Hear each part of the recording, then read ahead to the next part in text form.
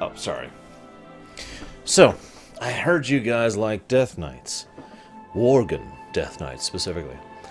One of the things I talked about earlier was the fact that most of the starter races have a little bit of a story behind them, the starter zones, but for the most part, you can actually decide your own story, what is significant for you, what it is that your character has been going through.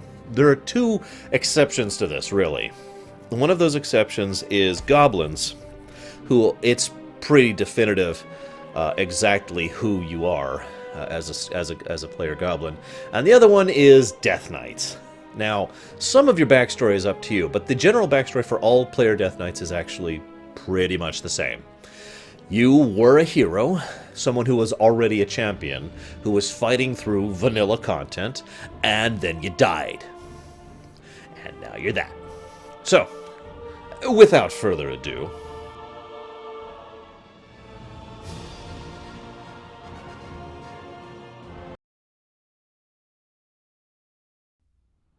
a hero.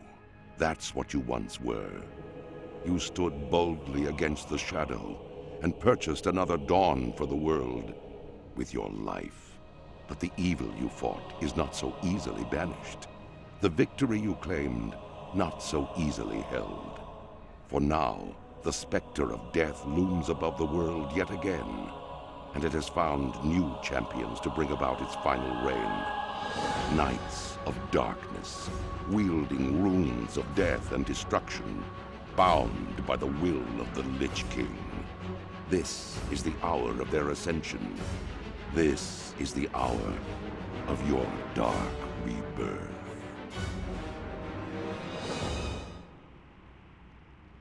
So, no, this actually happens before BC, storyline-wise. In fact, immediately before BC, which is why we're doing it immediately before going into BC. Close. Alright. Hey, look, we're a human. Wait a minute. Wait. Ugh, oh, that's much better. Alright. So, obviously, there's only one title for all of these. And the only advice I can give you by the Rosulia is dungeons are your friends. That. Okay, so. Oh god, it's the Kai Langfield. Run! Run! It's the Kai Langfield. Oh god, it's affecting. Anyways.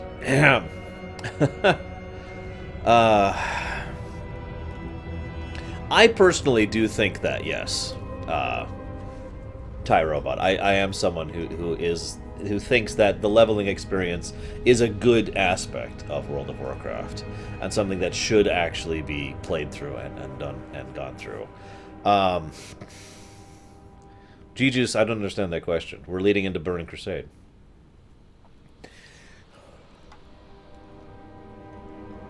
There we go.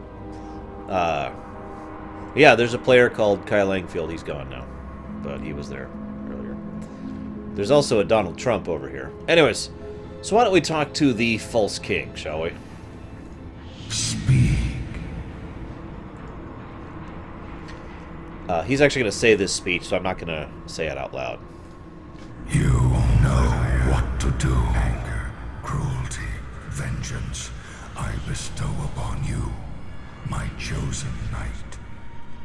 I have granted you immortality, so that you may herald in a new, dark age for the Scourge. Gaze now upon the lands below us. The Scarlet Crusade scurries to undo my work, while Light's hope stands defiantly against us, a blemish upon these plague lands. They must all be shown the price of their defiance. You will become my force of retribution. Where you tread, doom will follow. Go now and claim your destiny, Death Knight.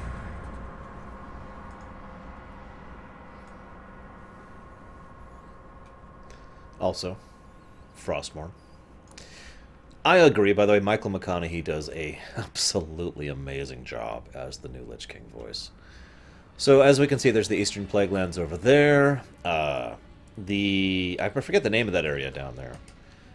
Tyr's Hand, which used to be the big here's where we go and farm for money location. And of course, this area, which is brand new. Technically, we're not actually in the Eastern Kingdoms right now. We're actually in a separate instance, the Death Knight Starter Zone. So not just a different layer, a completely different instance. I need to switch my buttons up just a little bit. I also think I need to do something else here really quick. You may think your own quiet, small delusions reach. So there's a couple reasons why Death Knights start at a higher level. The first and most obvious is it was originally designed to be a... No, I didn't, Preacher. I didn't actually... I literally stopped streaming, started recording the TAN section, stopped recording, ate a quick bite of pizza, and then started streaming again. I haven't actually had a break. That's correct. No one else can actually enter Acherus. These were intended to be a hero class. Now, originally, the intention behind hero classes was similar to something called alternate progression that EverQuest invented. The general concept being you leveled, say, a shaman. So, you know, shaman is like level, and then you get to very high level, and once you get to very, very high level shaman, you would then be able to turn into, you know, a super shaman or whatever. I know that's a bad example, but the point is that would be the hero class, the new amazing shaman of amazing. Yes, Max Smith, but not until the DLCs are all out. So I want to wait until all of them are out. Anyway, so that didn't actually work out, and their very first ideas involved Demon Hunter, Necromancer, and Death Knight were the three hero classes they were thinking about doing. So, wait, is that Sir Arthur right there? Mr. Kai Langfield there? Anyways, of course I will, Psychotic.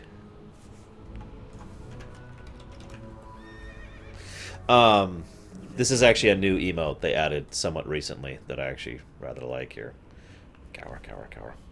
Anyways, so that was the original hero class thing. Yeah, kind of like the specialized job things in FF14. That's actually a really good example of that.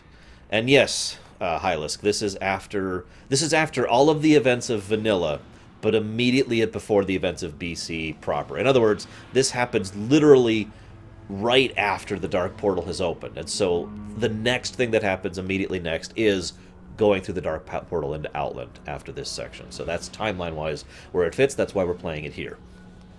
So the hero idea kind of fell through, but they still had most of the work done for that. And story-wise, it actually makes a degree of sense. That's a good question. Where is that wonderful mount? Let me just get on this thing really quick here.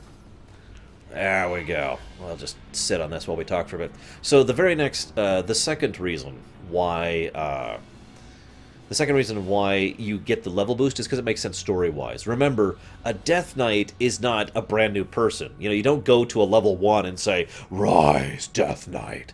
Remember how I was talking about all 4 of the Death Knights of the 4 Horsemen were specifically people who were of power or significance or otherwise relevant? You need someone who already is established as a hero, a warrior, a mage, a soldier, something, and raise them, a person of power, to be a Death Knight. So the only way in lore for us to play Death Knights is if we were already high level, because we already, as a living person, went through, you know, all of that process of becoming stronger and more skilled and all that fun stuff. Whoops. Sorry, Sir Arthur. Oh, and he's gone. I lost him. So, I have read all of them. Yes, G-Juice. I actually don't like most of them, believe it or not. And yeah, it's implied you were a damn good warrior. No, not all Death Knights are Risen Paladins. In fact, very few Death Knights are Risen Paladins. Most Death Knights are Risen Warriors, specifically. The class Warrior, to be more specific. Now, of course, there are Paladins who are risen to be Death Knights, because there's a degree of irony in it that the Lich King, the second Lich King, tends to enjoy. So, I guess that's all that I've got to talk about there. So I'd just like to say that this is among my favorite chunks of story in the entire game. Yes, I do remember... I didn't know there was a bug about it, Preacher, but I do remember it doing that many times, yes. Hey, welcome back, Deitch. Hey, Skipalko. Yeah, that's totally proper. So, one of the reasons I love this section is it's a really good way to see... oh, you're leaving, Deutsch. Gotcha. It's a really good way to see how the Scourge works from the inside. One of the only times we ever actually get this perspective, actually. And they do a lot with it. So first of all, the horribleness. This is a siege smith who says, and I quote, "You are unfit to serve the Lich King even in undeath. Work hard and I may yet release you forever from this world. Fail me, and you will fuel the fires with your flesh." So he's got an undead laborer, and you might be like, why is that relevant? Well, he's also got a living laborer. And we're pretty sure that laborer used to also be alive. Yeah. So... one of the things the Scourge tends to do is work people to death, then raise them and keep working them. It's a very common tactic. They've also brought tons of corpses in here for raising, which we'll see in action in a bit. Hey, it's Resuvius! He's fine, of course. Why wouldn't he be? Oh, good. We get to see it in action. So a Necromancer raises... what do we got? What are you raising? A Forsaken, looks like. I hurt. Suffering unbearable. End my pain, I beg you. This one has awoken too soon. It retains emotion and memory. You have been measured and found wanting. So any given ones that they res, in order to be a new recruit that doesn't measure up, they make this happen. He's not actually dead, cousin. Nor is he dead the next time we kill him. And down she goes. It is also possible this happens before Nox 20. We're not 100% sure of the exact timing there. So it is possible that Nox 20 happens like right after this. Because, for example, Gothic will actually reference like having a speech prepared, but oh, it wasn't prepared for you. Sorry, I screwed that up. So it might be this happens right before Nox 40. Or, again, it might happen right after. We're not actually sure about that exact timing. I usually think of it as happening right after, because, again, these people can be rezzed basically infinitely without issue or problem. And yeah, as Psychotic points out, thanks to the way the Scourge work, they can be rezzed basically forever, even if their bones are ground into powder. It only depends on how worthwhile they are to be rezzed. We'll actually be seeing a lot of the Noxoramus individuals here in the Death Knight starter zone. So, yeah, we've seen kind of the darker sides of this. The Scourge freely raised the dead. You notice he mentioned something about raising it too soon. Insert Ragnaros joke here if you want. That's up to you. So, damn it, Kay. I haven't actually seen the new Dissidia yet, and I don't want to, because it has no story. I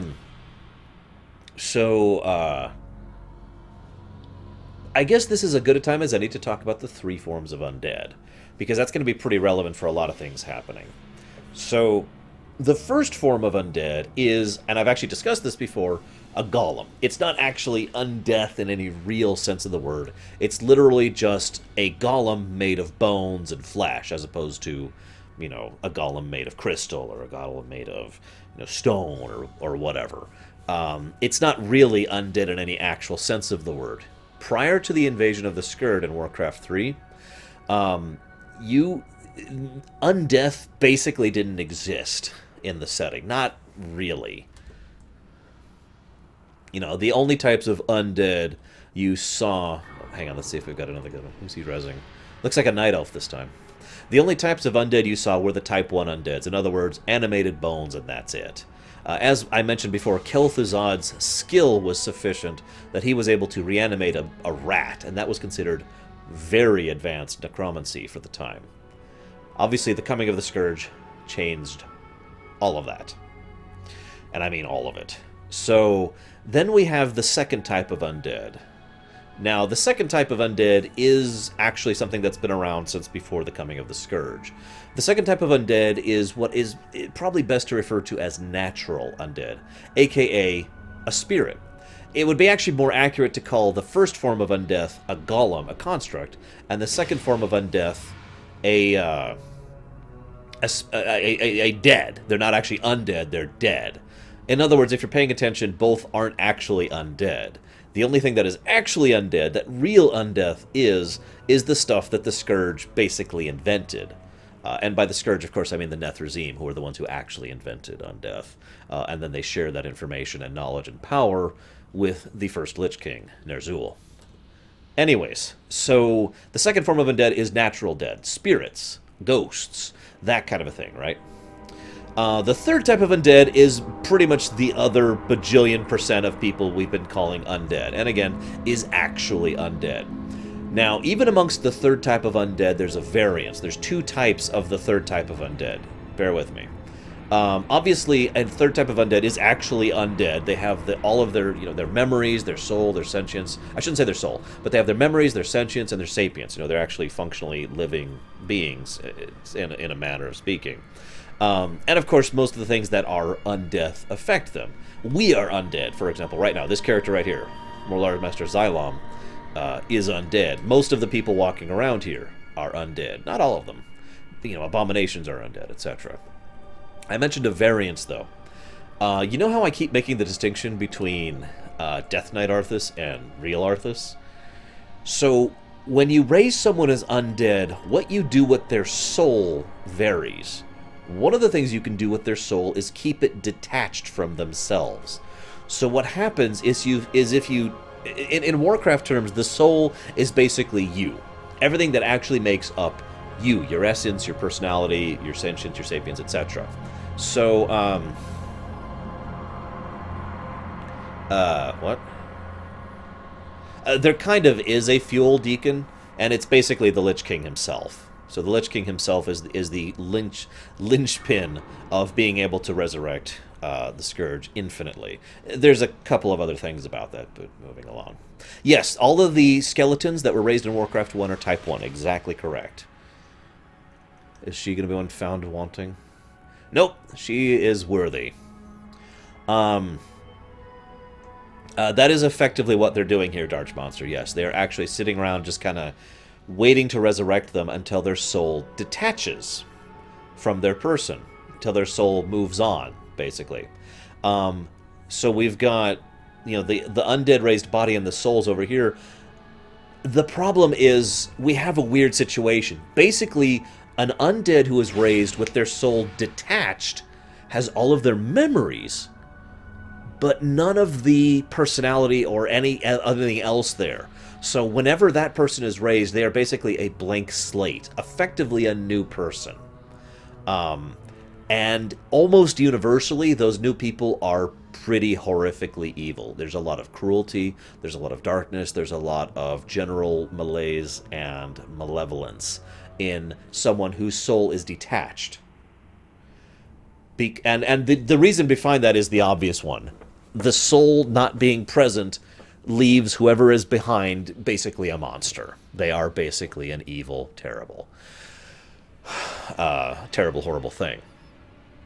Now, I mentioned there were two variants there. There's also the Type 3 Undeath that has their soul attached. In that case, you are still the original person.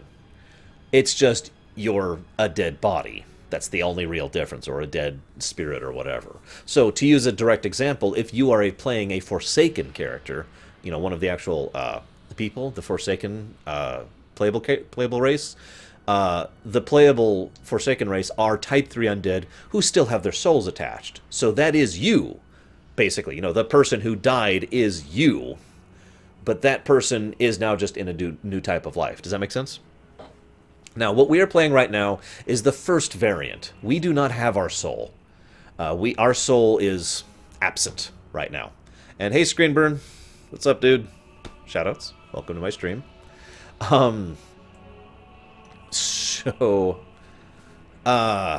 Undead don't age, so the child would remain undead. It would remain an undead child. Possibly forever. Perma-child, yeah, as Deacon says, it would be a permanent child situation. Or permanent old, or whatever. Now, so we're going to go ahead and look at a couple of other things. Yeah, Type 3A and Type 3B. Again, soul detached and soul attached. And the difference between the two is monumental. And it helps explain a lot of things. In Warcraft 3, we see Arthas with his soul detached. That's who I refer to as Death Knight Arthas. That is the new personality that is there in the body of Arthas with his soul detached from him. The soul actually was pulled into Frostmourne, as it happens. So that's Death Knight Arthas. Although, ironically, he's alive, but you get my point. Of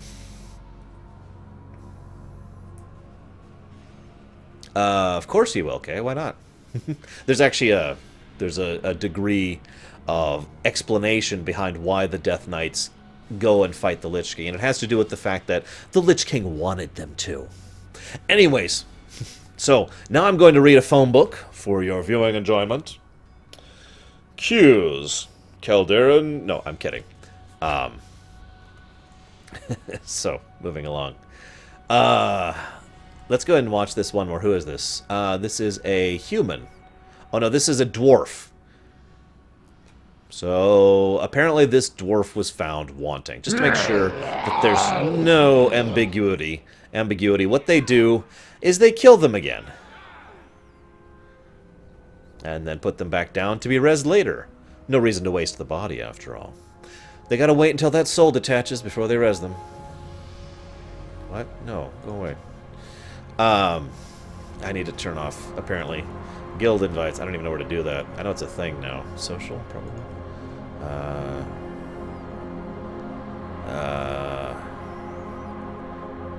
Maybe? Is there a way to block guild invites? I don't actually remember in this game. I've never actually had that problem. Anyways, correct, Kev. That is actual Arthas, real Arthas. Just for a few seconds. There can be K, but not necessarily, no. As weird as that probably sounds. And yeah, a Forsaken Death Knight, oh my god. Alright, so you died, but you got back up, but it's okay, because you're still you still have your soul. Yes! And then you die and you got back up and your soul's over there. Oh, under controls, thank you, third. Block guild invites. Thank you, block. I also need to turn on auto loot. For some reason that's not on by default. Okay, I was just about to talk about something. Shoot, it's gone. We're going to read a couple of things here, really quick. So, there's a bunch of books lying around in Acherus. Some of them are humorous. Some of them are not. Oh no, Death Knights get their soul reattached to them at the end of the starter zone. Spoiler alert, by the way. Warcraft 3 was probably the first Warcraft that really had a lot of lore to it, Screenburn, to answer your question. And hey, Chase. I'm glad you're liking it, I hope, anyways. We started Saturday, Thanatos, so I hope that answers your question. Ah! Wasn't ready for that. Who dares donate? Reach donates for Skittles. Where's the... There it is. Skittles is slowly catching. Just saying. Nicholas, the same way that Noth the Plaguebringer was still alive. There's actually a different... There's kind of an in-between between dead, undead, and alive. We tend to refer to that as undying, Noth the Plaguebringer, being the only example we've seen on camera of that so far. In other words, someone who is not actually dead or undead, but is not fully alive. Someone who is basically being maintained they're still alive technically, but they're still but some aspect of them is broken or hurt or wounded. Like in the case of Noth, he literally did not have a heart, a muscle in there, a pumping muscle. So undead energy, necromantic energy, was maintaining him, sustaining his life. So that's the in-between thing. And Arthas is another example of an undying, someone who is not actually dead. He also has removed his heart. But someone who has not actually reached all the way to fully dead and undeath. Okay, so, reading time. Like I said, so there's a bunch of journals in here. Some of them are humorous, some of them are not. And yeah, I agree, Reach. The ones that are humorous are like, yeah, it's great. The ones that are not humorous are frickin' horrifying. Also, my favorite book in the entire game is here, and one that I will definitely be reading to you. So, without further ado, A Guide to the Side Effects of Reanimation.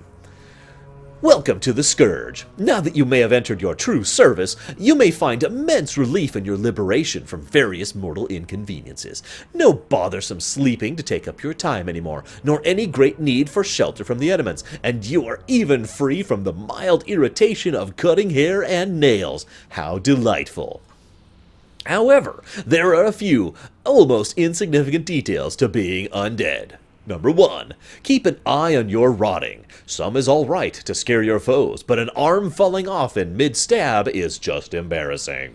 Point 2. Learn to love your stench. Some say foul, we say rawr, rawr. I can't do that. Point 3. Avoid living animals, especially dogs. Point 4. Heed your unintelligibility. Should you misplace your lower jaw, you may be reassigned to a position where your gurgling is not amiss, and few of those hold any prestige. Point 6, or whatever number I'm up to. Alcohol is simply not the same. My apologies. Next point.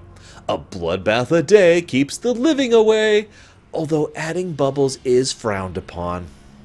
Next point. Avoid pastels. They simply do not work with our coloring. And final point. Those pants will no longer make you look fat. And thank you, Max Smith. I appreciate your kind thoughts. Yeah!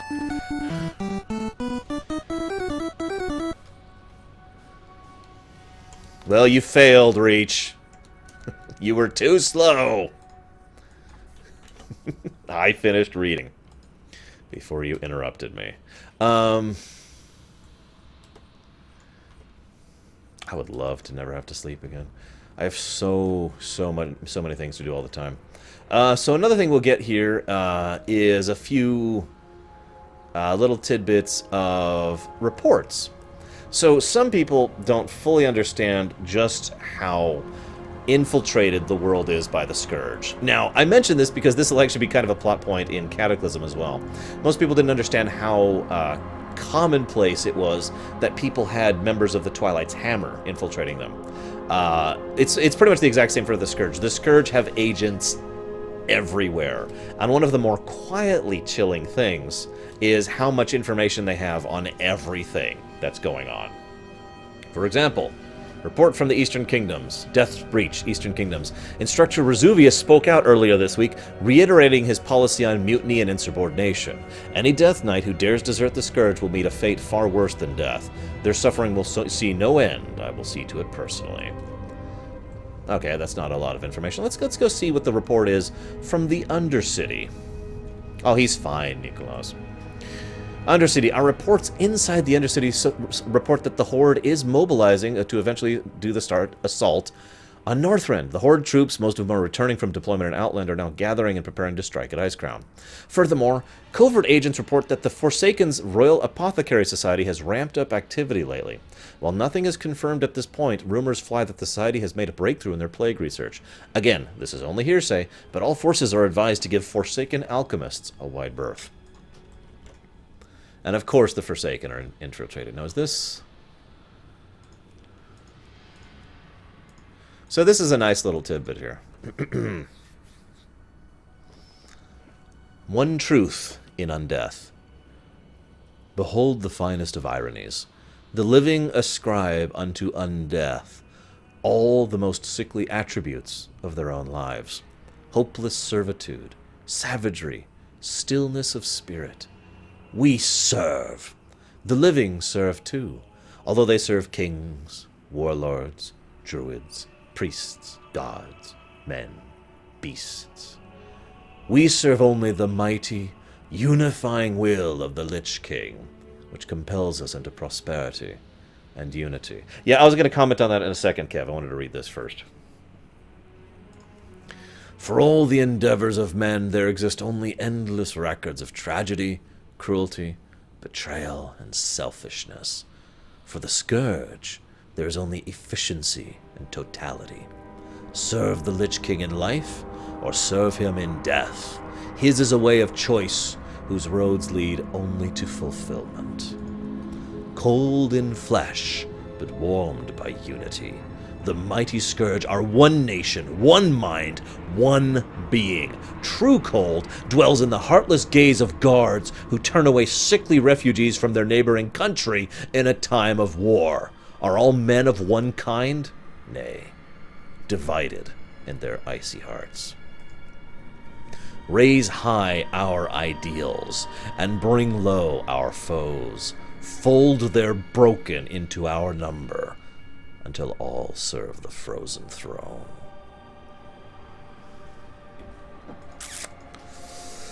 Once again, it's a little understandable why it is that so many people willingly join the Scourge. So to respond to the thing with Kevin, yeah, actually, I'm pretty sure they added in new stuff. And this is, I should have mentioned that before. So you remember how we were going through several tidbits. Like, for example, we finished the Blood Elf Starter Zone, and then we reported into Vol'jin about going to, War Chief Vol'jin, a man who's crowned at the end of Pandaria, about going to Outland for the first time. The timeline's not syncing up there. This is another aspect of MMO time. In other words, they went back and updated this to include the we're about to go to Northrend instead of we're about to go to Outland thing, even though the original intent was we're about to go to Outland. So I continue to assert its original timeline placement, especially since it makes more sense to place it there. But anyways, it doesn't necessarily matter where it's placed, either right before Outland or right before Northrend. I'm doing it here for reasons that will become extremely obvious. After all, this is one of our characters that's going to Outland, so yeah, if you guys want to see Outland on camera, I kind of have to do it now. but regardless, it is probably debatable as to which is actually true. That's up to your headcanon. Hey, XP. Right, I had another book to read. Hang on. I'm trying to remember. I know there's the one over there by Corpius. There's several books to read, and all of them are worth reading. IMO.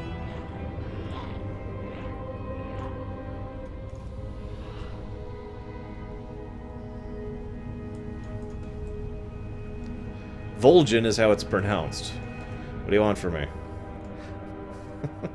Report from the front lines. That's the one I already read.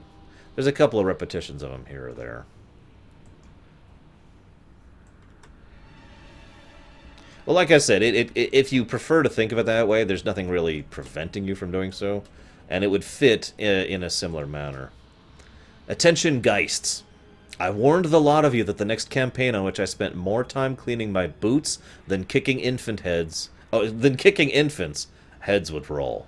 Dung cleanup shifts are henceforth doubled in length and number for all Geists. Instructor Resuvius. Interesting punishment there. So, this is Corpulus, the chef. Why don't we go ahead and see what he's got here? Corpulus, great cook of Acherus who make good food for you. He proud to feed mighty Scourge and make stronger. No make Corpulus mad, he no feed you. Rules. Death Knight eat first, Ghoul wait turn. No eat Ghoul next to you, clean plate first. Okay, add own maggots and lice to food, Corpulus not offended. Got vermin? Bring to Corpulus. Okay, eat human or elf. Elf, other white meat. Mess, part of meal. Corpulus see napkin. Corpulus hang head in shame. Okay, bring food back, not rotten enough. Corpulus got 3 armpits. Okay, eat with hands or swords. No eat hands or swords. Zombie need try more food. Think outside the brains. No eat self. Yeah, that is what I was thinking as well, Hylas, correct. Remember, they want people to go north to Northrend. Because there's still a personality there, Kay. It's just a new one. So, these are a little more serious. Stratholme. Wait, no, I'm lying. These are not serious. So these are only going to be funny for anybody who actually has done the Stratholme instance, especially back in the day. Today I became a Thursidin necromancer within Stratholme. I rather wonder why no one puts out the fires, and I was rather mortified to learn of the nonsensical system of ziggurats linked to the slaughterhouse gates. If we need to keep people away from the slaughterhouse, why don't we just lock the gate? Forever. I'm beginning to learn why things are so backwards around here. This arrogant sod on a rotten horse strolls by and proclaims himself Baron Rivendare of Stratholme. The man clearly has mistaken the Scourge for a petting zoo, as he spends half of every afternoon moving the disciples, minions, and constructs into small groups and stationing them throughout the city. After the completion of the Baron's tea time parade tonight, a party of, let's call them well-wishers, stomped through the city, knocked down the pins we'd set up. Lock the gates, I urged him. The minions in control of my ziggurats will protect the slaughterhouse, boy, he assured me. I'm packing my crap and booking it out the back gate. Looks like I made a clean break. Judging by the smoke coming from the city, my flight was timely. A gainless venture working in Stratholme, except that I stole that bastard's signet ring. A modest forgery bearing the Baron's seal should see me comfortably inside the walls of Noxoramus. Ahem. Noxoramus. I went to work within a war factory of the mighty Scourge today. Noxoramus bristles with activity. I was saddened to learn that they were using more foolish puzzle mechanisms to power mission-critical teleport devices, but otherwise it seemed to be a tight ship. My thoughts turned towards gainful research until I ran astray of the perverse Nerubian. The Nerubian's overtures are without number, always calling me in with that creepy, droning voice of its. Invitations to study in his parlor. I've taken to sequestering myself in the broken pipe behind Gluth's chambers, as it's the only place he won't follow me. Ugh, my mind is wearing thin. How does this lackadaisical cadre of misfits and rotting corpses intend to conquer all of Azeroth? Their self-defeating disingenuity falls short of any reasonable appearance of effort or self-preservation. I can make no effort to effect change with the detestable Nerubian hounding my footsteps and blackening my dreams. Though this may seem a trend in my recent ventures and employment with the Scourge, adventurers have broken into the necropolis and are killing my colleagues. Alas, even the hot redhead of Fairlina's cult, slain, before the creepy spider would let me talk to her. I hate this place. As soon as I turn undead, I am so out of here. I think I read these out of order. I think Shalomance was supposed to be first. No, Shalomance is last. I was right.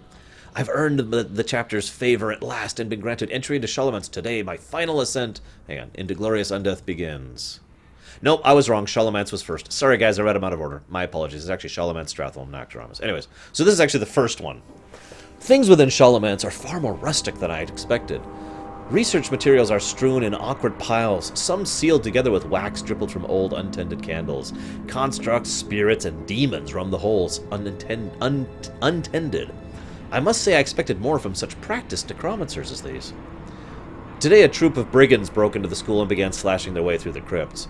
As they cut down a study group in the foyer, the nearby students continued their practices, oblivious. The forces within the hall could overwhelm a small army, yet they yielded piecemeal. Fools. As I read with Dark Master Gandling today, invaders broke through the viewing room doors and reached the crypts. The crazy sod hid behind a bookcase, giggling as he watched them slay each of the school's administrators. Then he burst forth shouting, "School is in session!" Is he off his rocker? I'm recommending myself for a transfer to Stratholme. And then he transferred to Stratholme. Like I said, some of these are funny. Some of them are not. This one's a good one, though. So this is a brief listing of the Death Knights of Acherus. Name, Jade. Status, alive. Comment, bloodthirsty. Name, Sixen. Status, alive. Comment, chatty. Name, Munch. Status, alive. Comment, destructive. Name, Cobalt. Status, deceased. Comment, fell to his death. Not much upstairs. Probably saved him a lifetime of suffering. Name, Harmony. Status, deceased. Comment, the name of this Death Knight was found in violation of common scourge decency and was struck down by the Lich King. Name, Melt. Status, alive, asterisk. Turned into a ghoul. Name, Milton. Status, alive, comment, rambles. Minotaurus, alive, who sees things that do not exist. Xylom, alive, but needs more cowbell. That's me, by the way. I think that's all the books up here, so it's time to finally progress the story. Vesuvius! I will listen, for now. You have heard the call of the Lich King, Death Knight, and now it is time to answer your master. The single most important piece of equipment to a Death Knight is the Rune Blade. It is through the Rune Blade that a Death Knight commands the powers of frost, blood, and the unholy. The Rune Blade also acts as a vessel to store the Death Knight's runic power.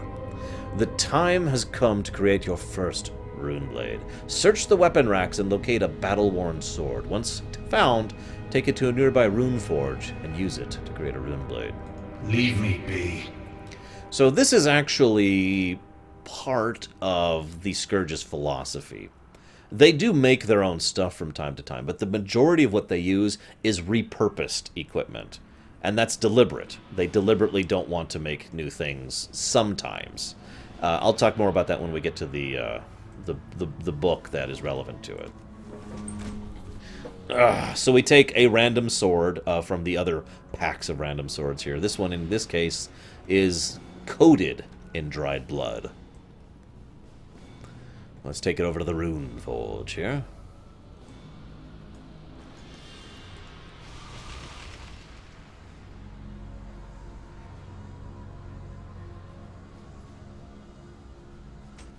There we go.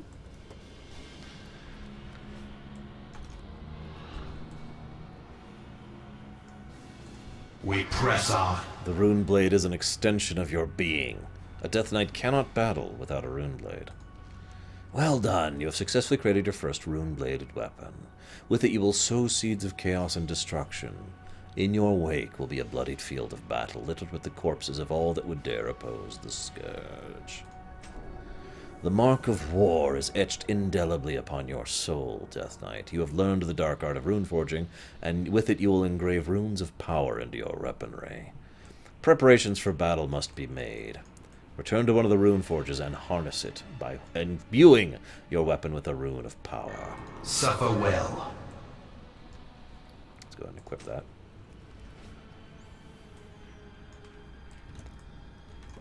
Alright, what rune should we use? Rune of Razor Eyes. Well, okay, I guess we'll use the only one we have.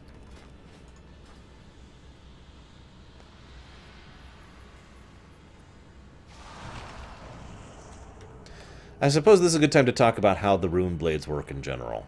So the original rune blade is Frostmourne. It's actually a Nethrazim invention. The idea is that the basic idea is common and kind of logical to understand if you think about it.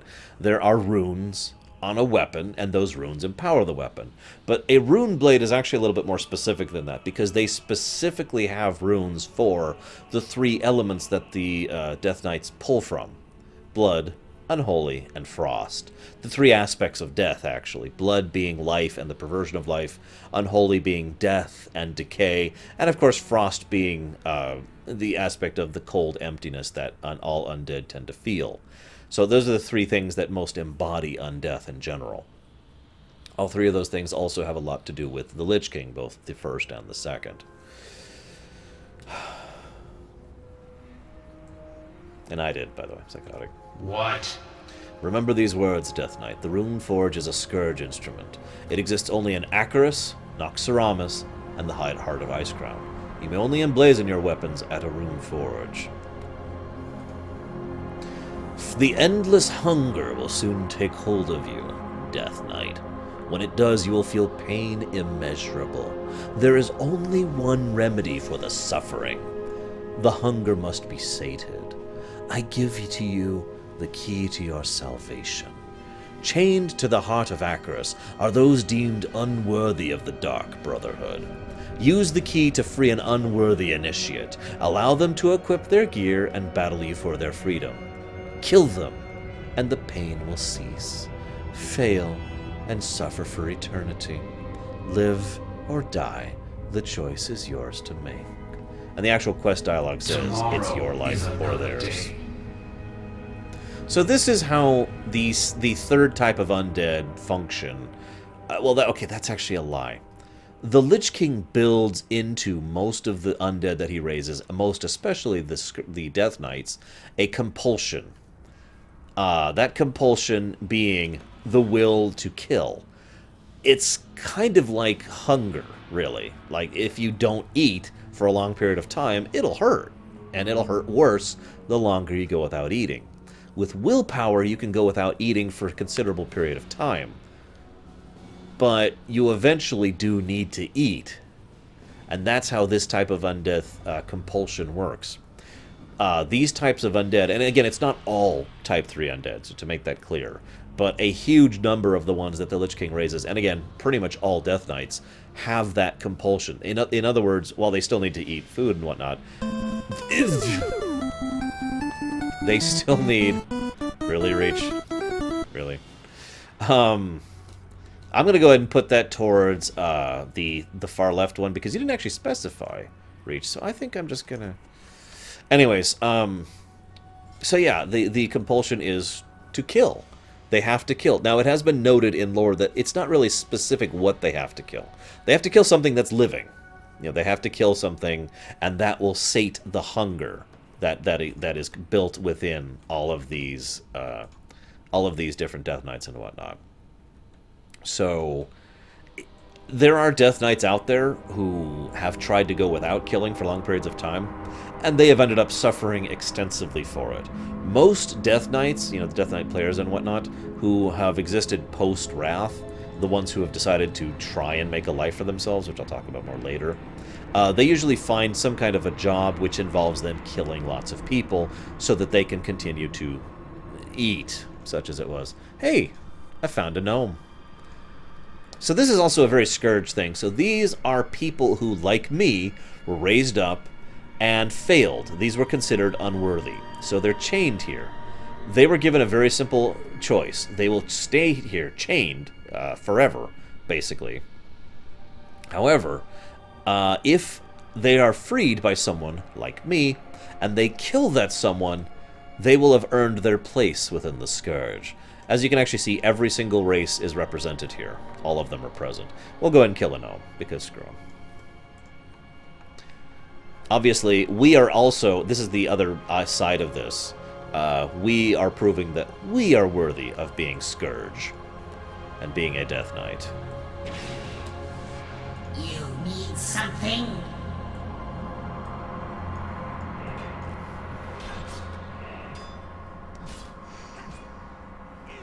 Correct, Kay. It is something that is built into them, again, rather artificially. Don't have a lot of abilities yet. I'm still kind of making that work.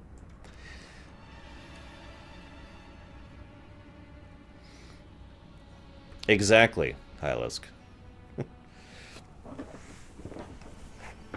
Although, again, I didn't have a choice for it. Oh, right, we should decide on spec. So, hang on. I'll open. Blood, Frost. Whoa, why did it delete Hylisk's message? Unholy. This is going to be deciding our spec. This will be deciding our spec forever, basically. So...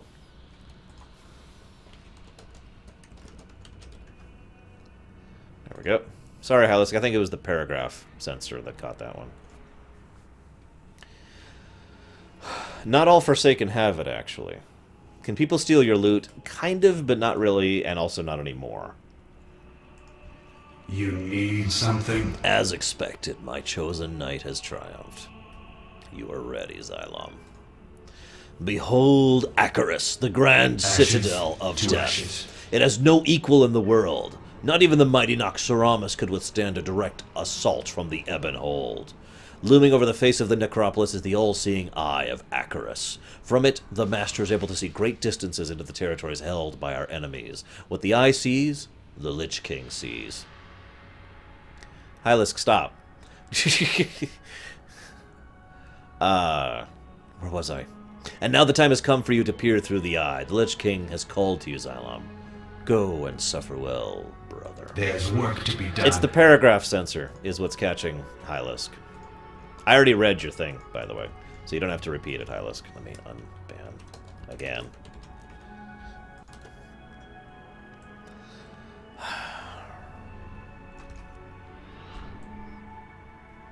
We're going to leave that poll up for a while, by the way, because this is the spec we're going to have for some time, also known as most of the Lorerun.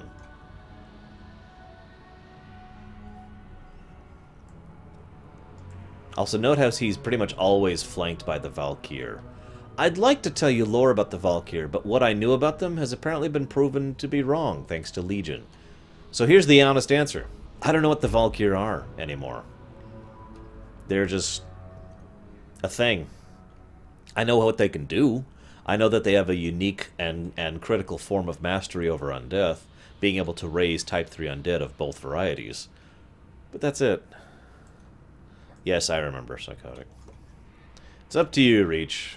It's up to you. As long as you don't do those $1 things. Your will is not your own. The time to spill the blood of our enemies approaches. You must first learn what it is that you seek to destroy, before rushing headlong into battle. It is what separates a Death Knight from a mindless ghoul. I will grant you sight beyond sight, my champion. You will use the Eye of Acherus to steal our enemies' secrets. Towering above this platform is the Eye of Acherus. From it you will call forth a probe that you will use to analyze the Scarlet Crusade fortifications at New Avalon. The Eye has a host of powers that should make the acquisition of this data simple. Use the Eye's siphon power to analyze the Forge, Town Hall, Hold, and Chapel. The Scourge will have this place. The Lich King commands it. Slay all who oppose us. So this is kind of cool. This is the kind of quest design that you'll see more often in more modern stuff. Pretty much from Wrath on, the quests stop being irritating and start being awesome. This is technically a Wrath quest in terms of real-life design philosophy.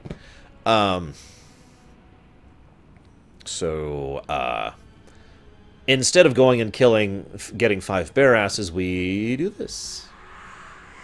We control the Eye of Acherus.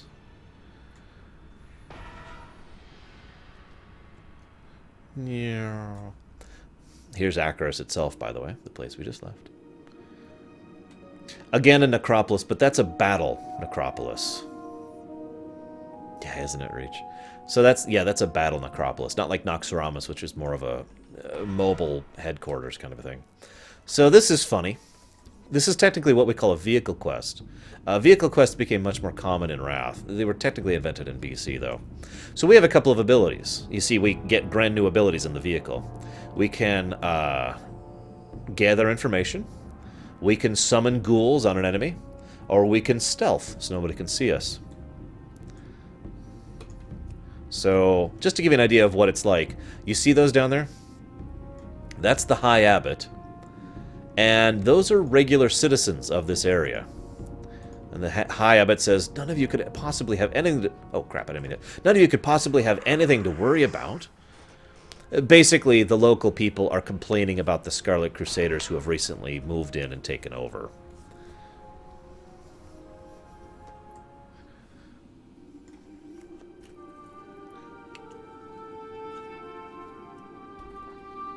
If you'll give me a moment to get back here, I accidentally hit escape, which exited the vehicle.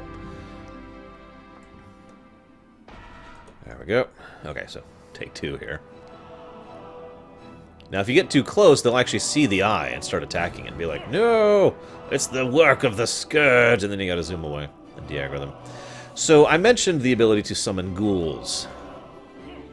Lots of ghouls on innocent civilians. Run, flee in terror, my minions. But you're not my minions. Yet.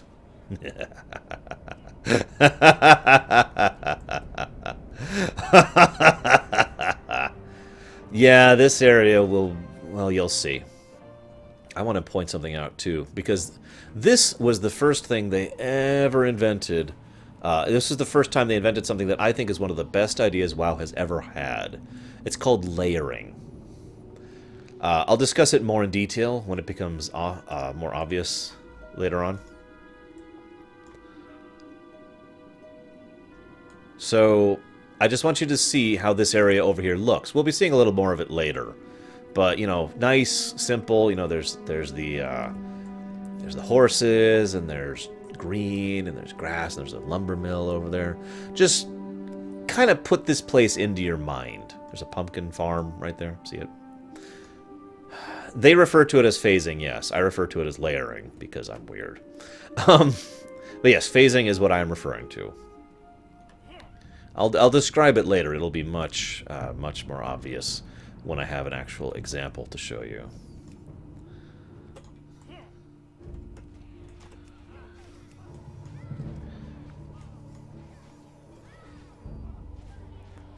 So those ghouls won't actually do much against them, but that's not the point. And that kind of says something about the Scourge mindset. Those ghouls, you know, regular, standard undead, their only real purpose in existing is as fodder and nothing more. Damn it.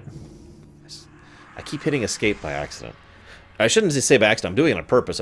I don't mean to exit the thing. The point here, the reason I keep hitting escape is I'm trying to deselect my current target. Because I'm really weird and don't like having a target selected if I'm not actually doing something with that target. So it's a habit for me to hit escape periodically to make sure I don't have anything selected. So that's why I keep screwing that up. Anyway, let's try that again. We can also stealth, make this a little easier.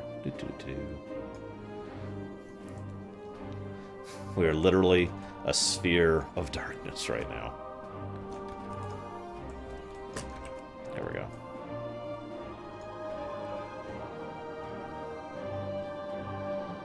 So I was playing a Death Knight the minute Wrath went live.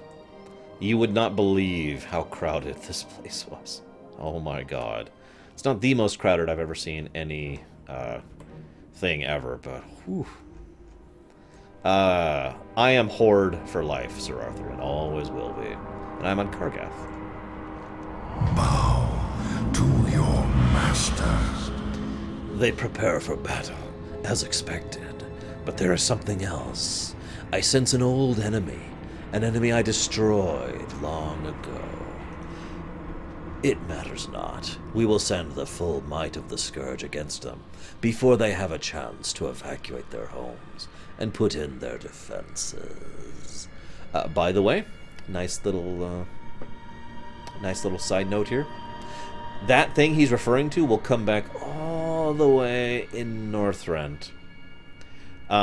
He is actually referring to a Nethrezim he is sensing there.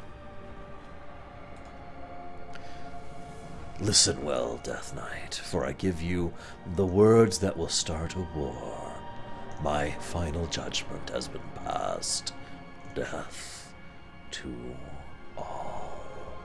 None shall stand so boldly against the might of the Scourge without reprisal.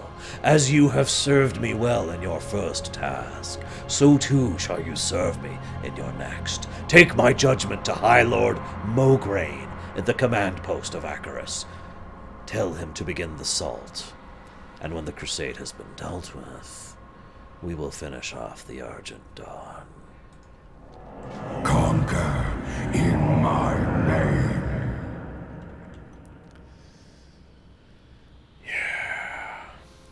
So, so yes, this is Mograine. Not Mograine Sr., Mograine Jr. Oh, hey, who are these guys? Thessarian, Orbaz, and Kultira. I'm sure we won't be seeing these guys several times in the future.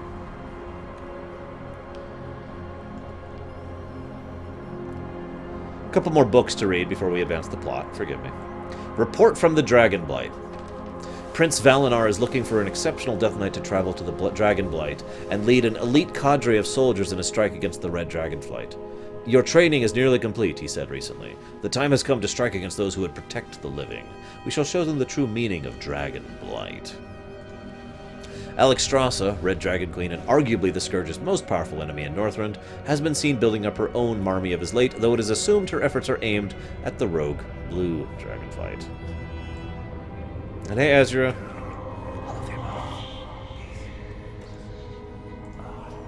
Account of raising a frostworm.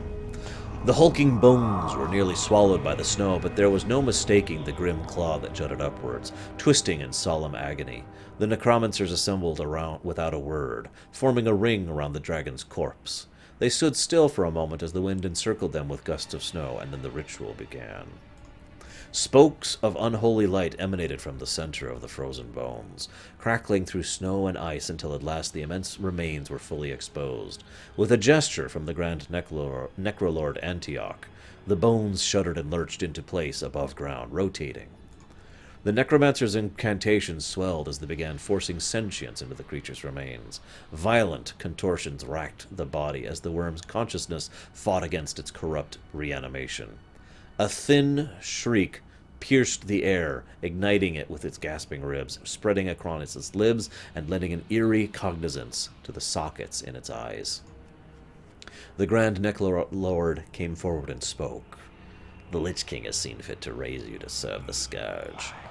You will be our loftiest instrument of death, raining torment upon villages of our enemies, feasting on the living, and bearing our finest death knights. The frostworm regarded them and dipped its head slightly in accord. The conversion was complete. Rearing back, it flared its wings like a fan of knives across the sky. Of course, King, but not now. It is worth noting, by the way, that, I know it sounds like a normal thing.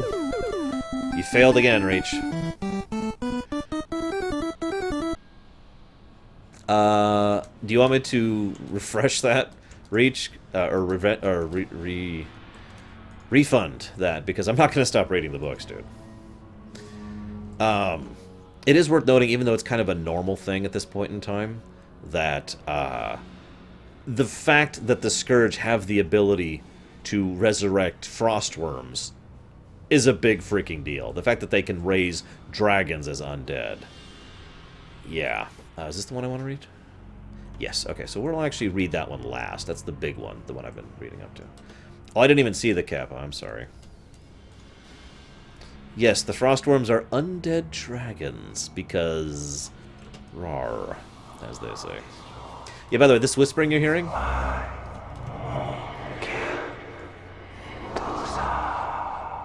That is corrupted Ashbringer, which Darian Mograine, Mograine Sr.'s son, his other son, is wielding. Yeah. Compendium of Fallen Heroes.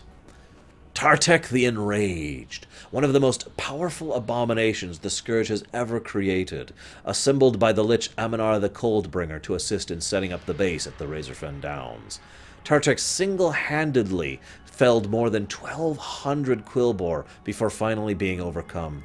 His sacrifices provided the corpses for Aminar to quickly raise an undead Quillbor army of his own, ultimately assembling the first major Scourge outpost on Kalimdor. Some of Tartek's remains were reanimated and used to create Glutton, Aminar's current lieutenant.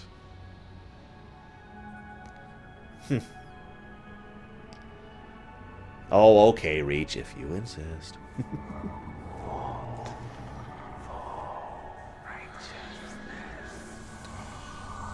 I'd probably give that one to the Scourge if they went full tilt, Sir Arthur. Especially since the Twilight could be folded into their number. Obrilim the Traveler. Brilliant architect, pivotal in the conception of Naxxramas, and mastermind behind the creation of Acherus. Quickly rose up from the ranks of a lowly skeletal peon to one of Kel'Thuzad's most trusted advisors. Always the scholar, Obrilim traveled the world in search of knowledge, notably taking most of his early inspiration from the architecture of the Nerubians and the magic of the Orc warlocks. He was last seen several years ago heading to study the ruins of Zin Ashari in Kalimdor.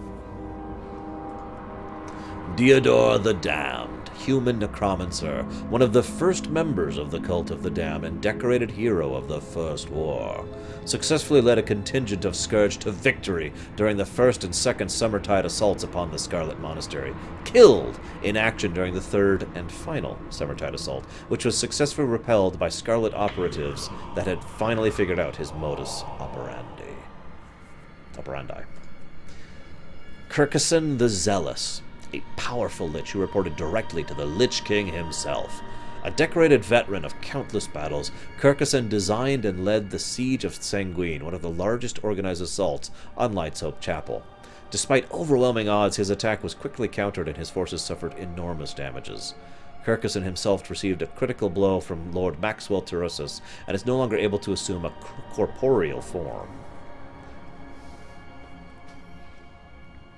Deathwing in a one-on-one fight could beat the Lich King, but it could also go the other way thanks to the fact that the Lich King is much more suited to fighting one person, whereas Deathwing is much more suited to fighting an army or a city or something like that.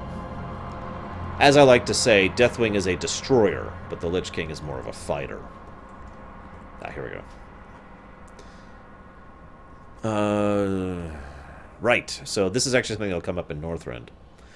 Reports from the aerial surveillance squadron in Icecrown Glacier show that communication with the Lich Lord Chillwinter has been sharply cut off. No, this is not him, Hylas. This is the other son.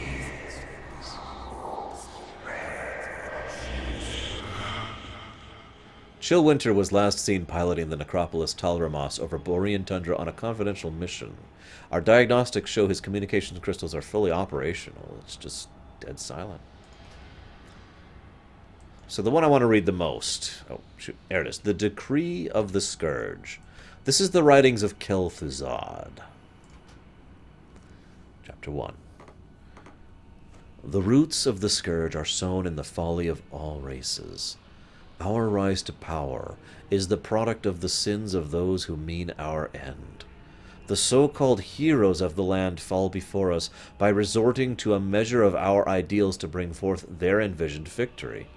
Their victory is a vehicle to the realization that without resorting to what they define as deplorability to achieve it, we would have overcome them instead. In both outcomes, win or lose, the Scourge invariably wins. When this is recognized, submission to our will is inevitable. The Master, our Lich King, was born under this very same doctrine. To conquer is to corrupt. To corrupt is to take what is righteous and hopeful to be living and invert it through any means in your arsenal. The attributes of the living all have synonyms with fatal flaws that are their undoing. Hope is dogma. Righteousness is zealotry. Living is empathy. Recognize that which makes that which lives desire to live and turn it upon itself. Knowing the most direct path of corruption is the pinnacle of wisdom. A simple weakening of the heart, dismembering of vital organs, or direct disease work for most. However, the conquer of most is not the decree of the Master, but the conquer of all. It is foolish to spend excessive resources in warping the mind of a simple peasant where a common plague will suffice. But it is equally unwise to try the same common plague against the seasoned and the hearty. Regimented study of any formidability will reveal usable weaknesses. Chapter 2. The largest misconception the living have of the Scourge is our penchant for what is considered evil. For the sake of demoralization, we allow this error to perpetuate, and indeed spread it on our own. The true nature of the scourge is our transcendence of the shackles that keep the living from becoming as prosperous as we are. For example, what benefits do emotion and honor really hold? They serve and validate the living. They make them feel good. Okay. Now, what flaws do they hold? Emotion is directly correlated to the ignorance of logic and reason. Honor is at most times the sole perpetuator of able resources fighting a losing battle. It is baffling to me that the living can be so unaware of how eager we are to play their part of the villain, to nurture their greatest flaws by becoming the embodiment of all that incites this irrational behavior. Moral ambiguity cannot be cleansed, and antipathy cannot be healed or assuaged. Greed cannot be dispelled, and wrath cannot be cured. We choose to be the embodiment of all these things, yet there are some still foolish enough to believe that the scourge can be defeated and removed completely. So long as the most attractive sins of the living remain our banner flag, there will always be those eager to flock to our will. I myself was born under this doctrine. Chapter 3. The scourge is infinite in potential. We are not, however, infallible by any means. Always be well aware of your limits and the resources at your disposal.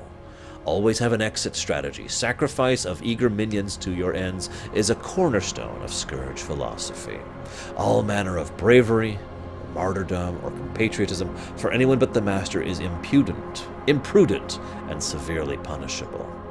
Another fallacy that outsiders hold of the scourge is that our power resides in the residual will of the living, that we are an advanced form of parasite, and without a host of regenerating life would simply wither away. Again, we do not deny such ignorant thought for our benefit, but this could not be further from the truth. We are nothing but an ever-improving form of adaptation to a land once riddled with endless struggle. We are immune to the tribulations of dissension, overpopulation, individuality, selfish opinion, short-sightedness, and even mortality. We hear the will of the Master, and the Master brings us all that we would ever desire. It is true that we take architecture, technology, and physical prowess from assimilated cultures. This, like so many evil acts of the scourge, is done entirely out of pragmatism. The scourge has neither the time nor the desire to generate a culture of its own. A member of the scourge that creates without influence will hold inherent attachment to it, a right to see it viewed and used.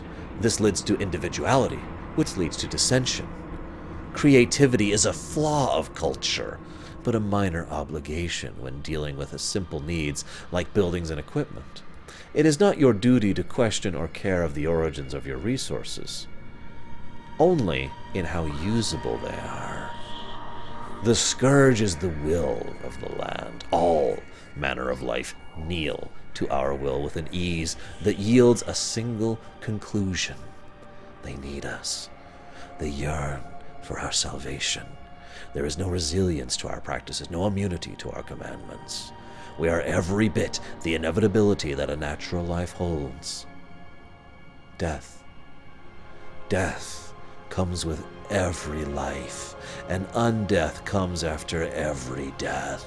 The sooner the living recognize this immutable fact, the easier their transition will be. By Kel'Thuzad.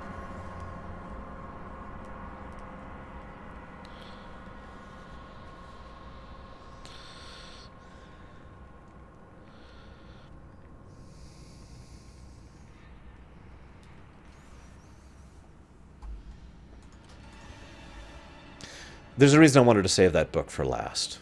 It's my favorite of the collections here.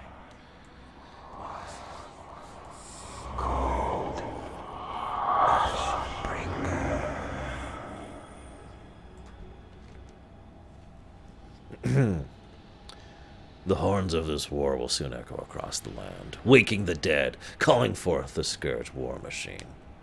Woe unto those that would stand in our way. You and your brethren will lead the charge, Xylem. When next I look upon the Scarlet Lands, my sight will be obscured by the legions of Acherus. The march upon New Avalon begins now.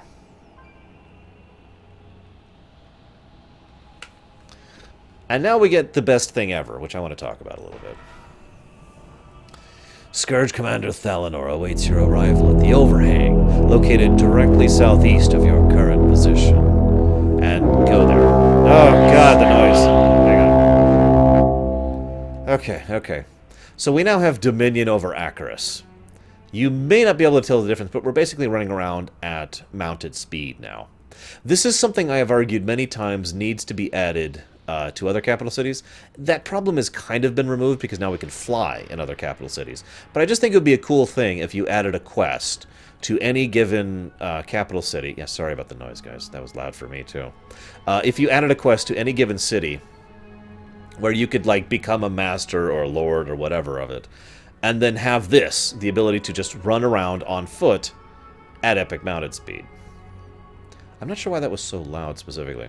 So let's give you a little bit of lore history on the 3 specs you'll be picking. Again, they're kind of obvious, but first we have Frost.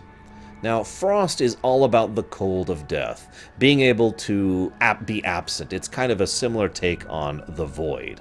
The general perspective here and concept being the ability to remove, the ability to take away from something, right? So that's Frost in a nutshell, lore-wise. The next, of course, is Blood. Now, Blood is all about life. And why does he have a quest for me? Yes. Oh, right. he's got a quest to discuss what I'm talking about. So this is Blood. Blood is all about the life, and you can kind of see by the area here. The actual flesh, the reanimation of bone and sinew, all of the things that actually propel both life and undeath are present within Blood. The next spec that really needs to be talked about, of course, is Unholy. Unholy is actually kind of a combination of 2 things. One is the obvious, disease, plague, rot. The concept of all of the necrotech, the ooze I mentioned before, and of course the concept of shadow, darkness, emptiness, void, etc. Like for example, Death Coil is technically an unholy primary thing. It is worth noting that these 3 specs in lore are exactly as I described. There's not a lot of variance there. The 3 specs in gameplay have changed many, many times. When I first made my very first Death Knight in the WoW beta, I was a Frost Death Knight, and I loved it. It was so awesome. It was incredible. Then they nerfed it to hell, and it was okay.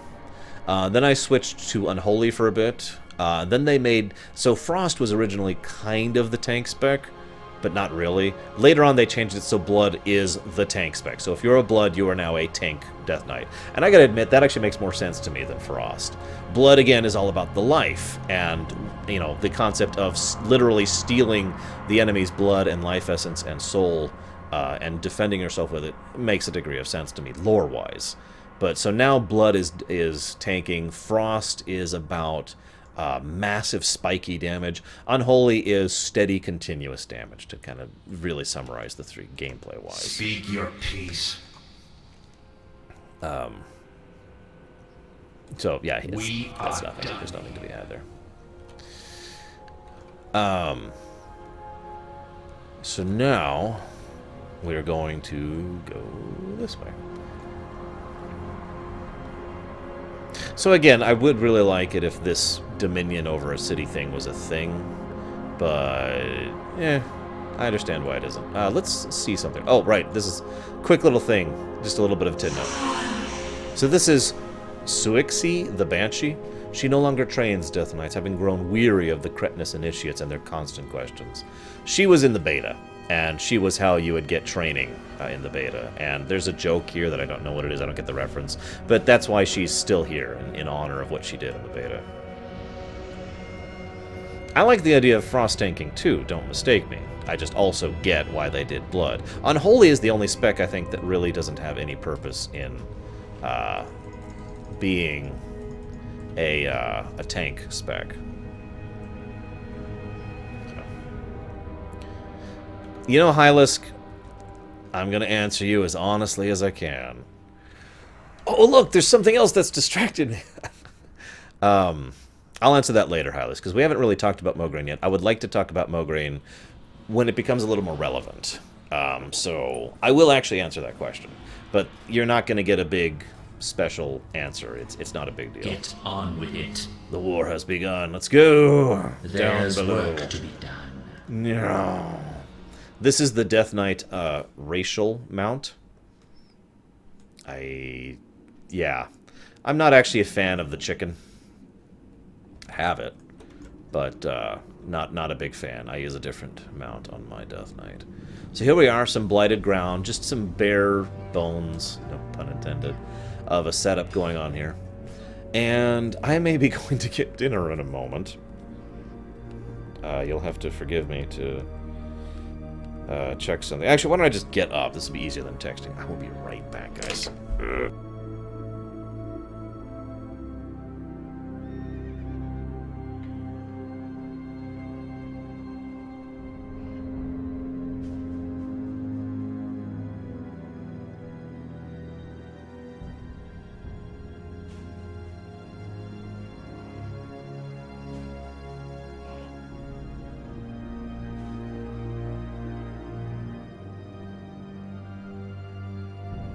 Okay, sorry guys, I am actually going to be going and getting some food. I would like to get through the Death Knight starter zone tonight, so once I get back and have eaten, I'm going to go ahead and start streaming again. And then we'll see Salinar the Horseman. So,